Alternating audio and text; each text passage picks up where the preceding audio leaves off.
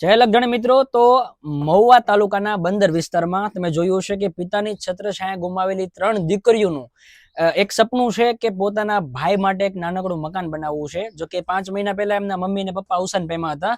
દીકરીઓ પોતાના પરિવારનું ગુજરાન ચલાવવા માટે ફેક્ટરીમાં કામે જાય છે, દાડીએ જાય છે, મજૂરી કરવા માટે. કપરી પરિસ્થિતિ છે તો પણ એક દીકરી તરીકે, એક બેન તરીકે નાનું એવું સપનું છે કે પોતાના ભાઈને એક નાનું એવું મકાન બનાવી દેવું છે, અને એમના માટે અલગધણી આશ્રમ રામા મંડળ દ્વારા મકાનનું કામ શરૂ કરવામાં આવ્યું. જો કે અત્યારે આપણું તળાજા તાલુકાના પાવઠી ગામે એક મકાનનું કામ શરૂ છે. સાથે સાથે આ બીજું મકાન આપણે મહુવા તાલુકાના બંદર વિસ્તારમાં આપણે શરૂ કર્યું છે. માટે સાથ અને સહકાર આપજો. સેવાનું કામ ગમતું હોય તો વિડીયોને લાઈક કરી તમારા તમામ મિત્રો સુધી શેર કરજો, કારણ કે કામ એક સાથે 2 શરૂ કર્યા છે.